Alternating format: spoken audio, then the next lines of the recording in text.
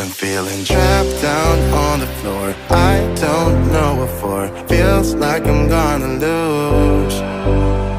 Silence takes a hold. I can't let it go. Chin up, no one knows.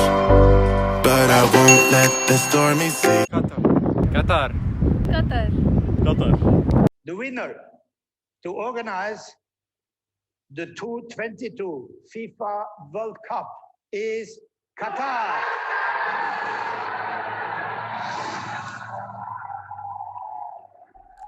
As 2022 approaches, Qatar is on the lips of all football enthusiasts. After all, it's hosting the world's greatest show, FIFA 2022. You hear Qatar and you think of oil, you think of money, you think of grand buildings, you think of beautiful artificial gardens and parks, all that good stuff. But what was Qatar like before all of this? Come with me, let's find out. Let's take a look into what old Qatari homes used to be like.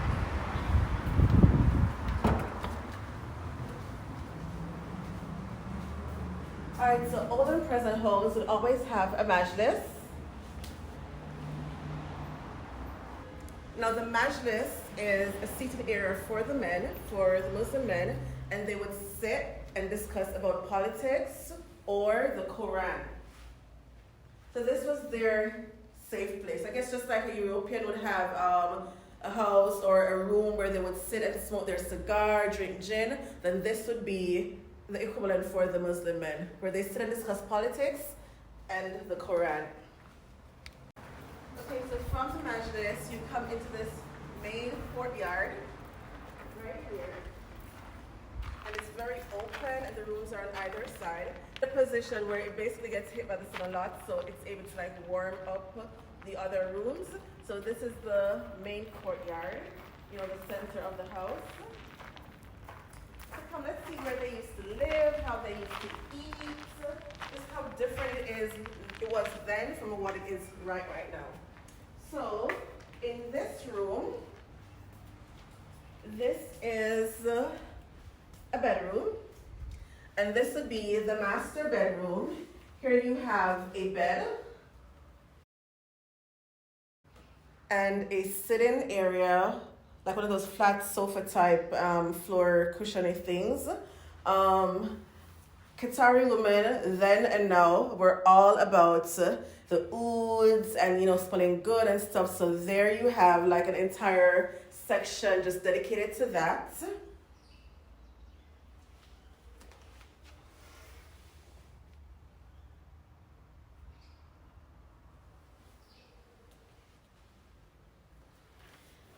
Television, very old. Now my Jamaican people, trust me, I know you all are used to this. We all had one of this at home back in the day. Yep. Yeah. And there was also a chest,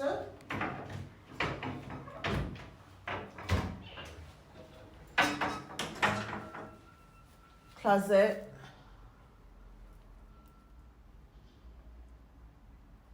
and one of these trunks as well. This one is metal, sort of like our old Dulcinenas back home. And if you look on the floor, this kind of resembles to me like the tatami mats or flooring in Japan. And there was also a safe in this room. So yeah, basically this was the general setup of a Qatari room, and they used the lanterns for lighting. Okay, so let's go. Let me go show you the other rooms. Alright, so we know that a house is not home without a kitchen. So this is where the kitchen was.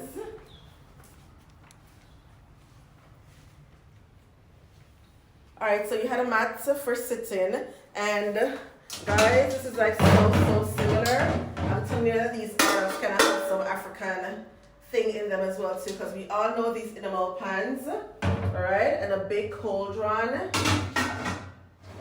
And as you know, Arabs had big families, so you realize that their cooking pots, their cauldrons were of a really huge size. Okay.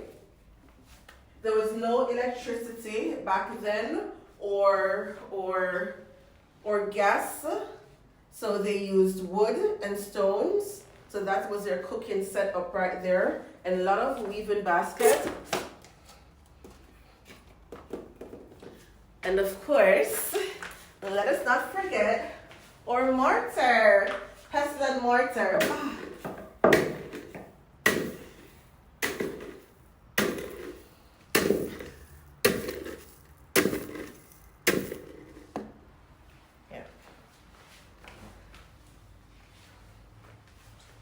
Arabs are really into like breads and stuff like that. So here you'd probably have like their grains and stuff, and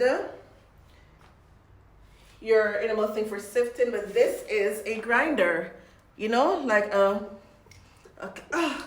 I can't move it, it's heavy. But anyways, this is used to grind the corns and the seeds into flour. I can't do it. So I know I could have lived in this period because I would not have been able to handle this.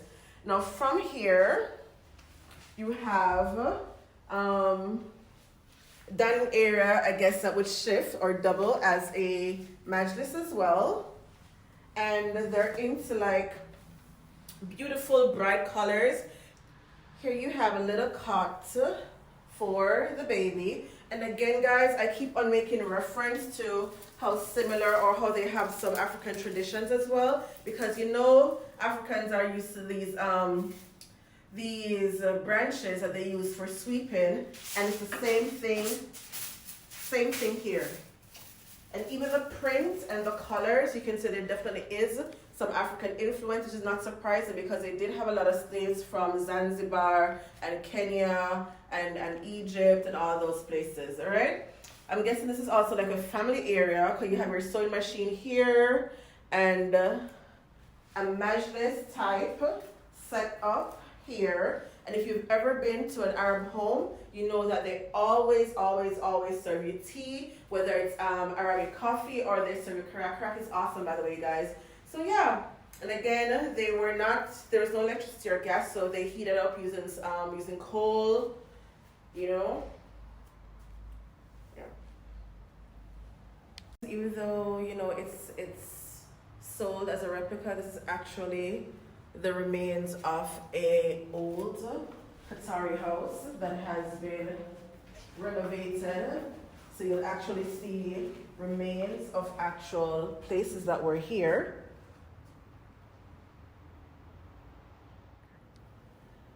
This is all info on how it was actually renovated and rebuilt, restored, all of that good stuff. But let me know in the comment section below if you ever would have thought that this is what Qatar started from. Let me know what was interesting about this, you know, what your favorite room would have been. And if you see any sort of like African links to African heritage in the building of the house and how the house was decorated, stuff like that. Yeah, so let's use it in the comment section below. Let's talk.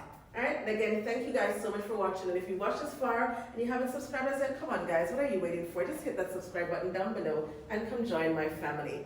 Until then, see you in my next vlog. Bye!